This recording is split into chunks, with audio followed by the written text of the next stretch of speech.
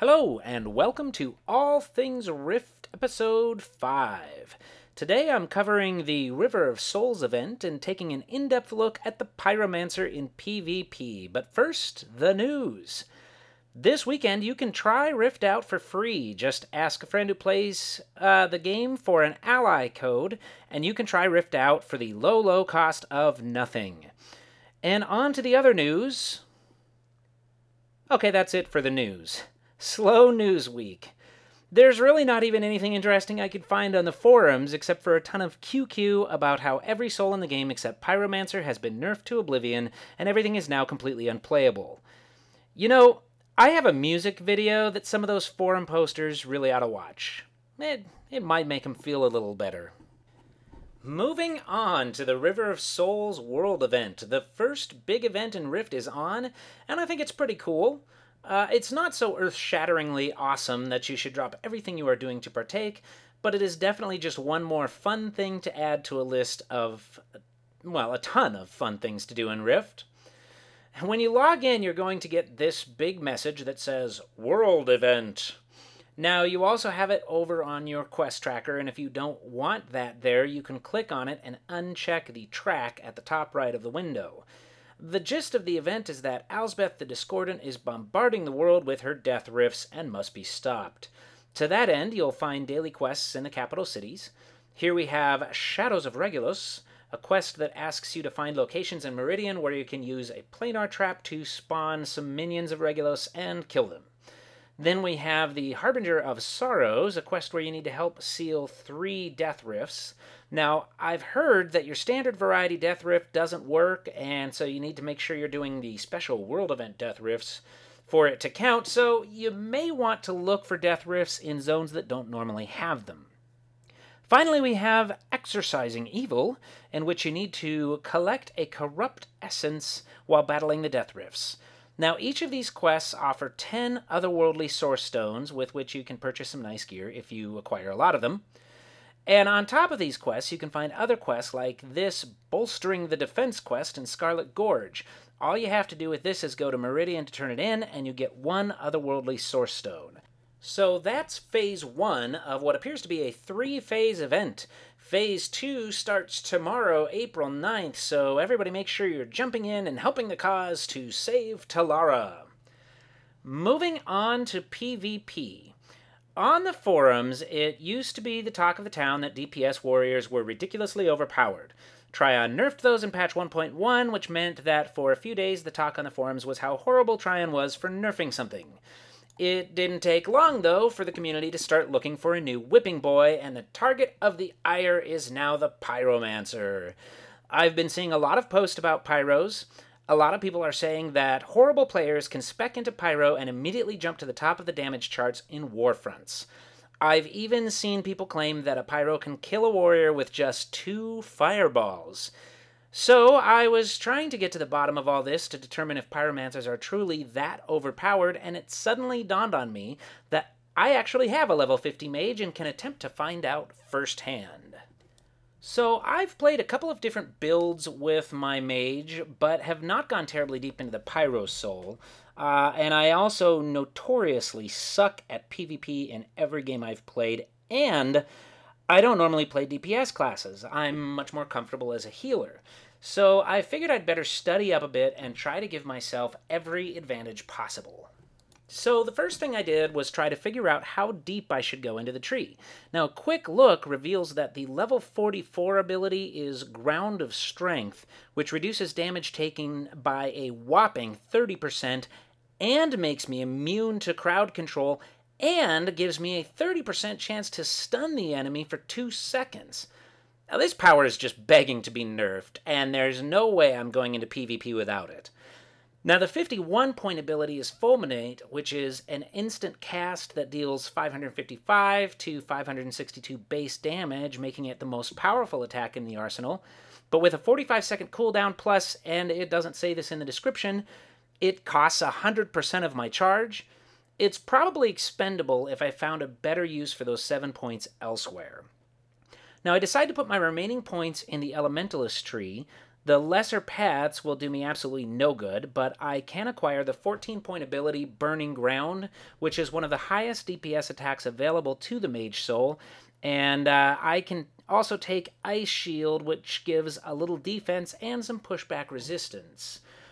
For my third soul, I take Archon because it looks like Searing Vitality is probably the most useful 0-point ability to have in PvP. I'm also noticing that the 6-point ability, Consuming Flames, might be a decent option if I want to give up the awesome damage of Fulminate and add a little defense, but since I'm trying to determine just how overpowered Pyros are, I figure I'll stick with the damage. Now I need to take a look at how much damage per second each of my abilities have by dividing their base damage by how many seconds it takes to cast them. Now this is fairly easy to do since most of my abilities are instant cast, so I just divide by 1. So that's difficult. Number 1 is Fulminate at 558 damage. Number 2 is Cinderburst, but only when it procs as an instant cast through my Pyromancer's armor talent. Even with a 4.5 second cast time achieved with 5 points spent in Ignition, this spell is not worth casting unless it's either instant cast or cut in half by the Heatwave talent. Third is Burning Ground, coming in at 426 DPS. Inferno is fourth at 239, but it can only be used when the target is below 30% health. Countdown does 234, Withering Flames does 233, although it's channeled, uses charge, and is on a 30-second cooldown. Flamebolt is at 149, and finally we have the lowly Fireball at 111. Now, there are still more attacks that do less damage than Fireball, but I'm going to pretty much ignore those for now, since this is my first attempt. Now, this is all just the base damage, and I'll be doing a lot more based on stats and such, but those factors will make all of my spells scale the same, so this list is still valid. So based on this list, I now set up my bars with priorities in mind. I'm going to start with Burning Ground, followed by Countdown, Flamebolt, and then Fireball. I'm going to try my hardest to remember to use Fulminate, Withering Flames, and Inferno whenever I can, plus I need to keep an eye on when Cinderburst is an instant cast. Now, in case you're inclined to watch all of what transpired, I recorded the entire fight and posted it on YouTube under the title Rift PvP Adventure. But for right now, I'm just going to give you the highlights. So first off, this happened. Yeah. And then we had this happen. And next up, this here happened. Yeah, now this one's my favorite. This right here was awesome. Yeah, and that's about it for the highlights there. Now, when all was said and done, I had done about as much damage as your average healer. So, did my little escapade prove that Pyro is not overpowered? No, I did not prove that at all. Now, what I did prove beyond all shadow of a doubt is that not every idiot can take a Pyromancer into PvP and dominate. It may take a very special kind of idiot to do as badly as I did, but that's beside the point. So I wasn't even remotely satisfied with my results in terms of being able to talk in an educated fashion about the overpoweredness or lack thereof of Pyromancers, so I played my performance back a couple of times to analyze it, and I also wanted to find out why on earth Pyros would ever just stand there and hurl the lowly Fireball as some claim that they do. So the first thing I learned that I did terribly wrong was that I opened with Burning Ground all the time. Now, Burning Ground is stationary and does damage over time. I'd kind of forgotten that most competent players don't stand in the fire. And that makes Burning Ground much, much weaker than I had initially thought. I also realized after watching the video back that I was taking way too long to decide where to place it, so my cast time was increased from 1.6 seconds to probably 3 or 4 on average. All in all, Burning Ground destroyed my DPS in this fight, and in the future I would use it situationally, or I might actually go with a different soul to spec altogether. Next, I obviously stunk up the joint because I couldn't remember which powers were what and where they were hotkeyed, and there's not a thing I can do about that problem except to play this spec a lot more. Now, I also forgot to use Fulminate, Cinderburst, Withering Flames, and Inferno for the most part. also due to my lack of experience. Finally, Countdown is probably not the best. It probably should be used as a situational spell due to the fact that it doesn't pop until 8 seconds after I cast it. Now, if my opponent is dead by then all my Countdown did was give me a full second at 0 damage output. Now, as for Fireball, there are a couple of talents that improve the damage of Fireball, so I decided to go back and take a look at their impact. Now, Combust gives you a 20% chance to do 30% of Fireball's damage over time, in addition to its regular damage, so that brings Fireball's base DPS from 111 to 118. You also have Improved Fireball, which increases the crit strike chance by 15%. Now, I didn't want to figure out the math on this, especially since this is going to scale based on gear. But since the talent only improves Fireball's damage, and since I'm comparing Fireball's damage with the base damage of every other spell in my arsenal, I can add to Fireball's DPS 15% of the crit damage, and at least be in the ballpark of what this talent's impact is when compared with other spells. So with that fuzzy math in place, now my Fireball has gone from a 111 base DPS originally to 132 when the talents are factored in. Now, it's definitely an improvement, but it's still far lower than the other spells that I'm focused on.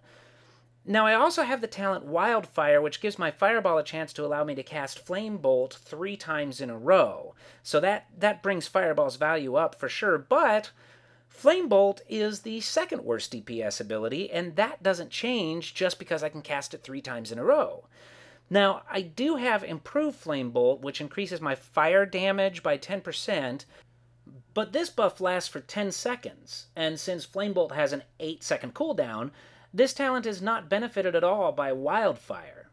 So looking carefully at the Fireball Flame Bolt spam option, I can definitively say that had I used that strategy in my PvP adventure, I would have absolutely done more damage than I did. Now, would I have approached the top of the damage ratings? Not a chance. Fireball, even fully buffed, is a pretty weak spell. If you see a Pyro at the top of the damage charts, he was not spamming Fireball, regardless of what you thought you saw. Pyros who are at the top of the damage charts are using a lot of different spells, and they're using them at the right moments in the right situations, and should gain at least some respect for having a good understanding of their soul. Now, I am not making any claims as to whether or not Pyros do more damage than other classes, and I don't have anywhere near enough experience with Pyros or PvP to figure out if a nerf is required. My inclination, though, is to say that it's difficult enough to achieve that high status as a Pyro in PvP that they really shouldn't be dramatically nerfed. Now, my opinion is that there should be a soul that does the most damage, just like there is a soul that does the most healing. Pyros bring pretty much nothing else to the table, at all. Now, when you're playing a soul in which the only benefit you bring to your team is the amount of damage you are able to do, then you'd better be able to do 1.5 tons of damage. Now, a lot of people state that there is no soul combo that can take down a Pyro by itself, so you have to have 2 people to do it. Now, I don't know whether this is true or not, but to me, it's a moot point. Now, are we really looking for a PvP environment in which every soul can beat every other soul one-on-one on any given day? Really? Because that's the impression I get from reading some of the recent forum posts, and that notion just makes no sense to me whatsoever. Now, in a perfect world, every soul would have its kryptonite. I could take out you could take out someone else, who could in turn take me out. But let's face it, trying to achieve that in a game with as many souls as Rift has will probably never happen. Now, I think that the fact that 2 rogues could take out a Pyro in all of about 3.5 seconds really ought to be enough. Now, I will say, based on my very limited experience, that if I were to nerf anything, it would probably be Ground of Strength. Ground of Strength gives the Pyro a ridiculous amount of defense on top of 1 in 3 attacks being an auto-stun. Now, they probably should remove the defense or remove the stun, one or the other. Now, I have no problem with Pyros doing an absurd amount of damage, but the best counterbalance to that is that they should be absurdly easy to kill. And that is my final thought on the issue. And that's it for episode 5 of All Things Rift. I hope everybody spends the weekend fighting Elsbeth, earning source stones, and telling your team's Pyro that no matter what anybody else says, you think he's an okay dude. Thank you very much for watching, and have a great day.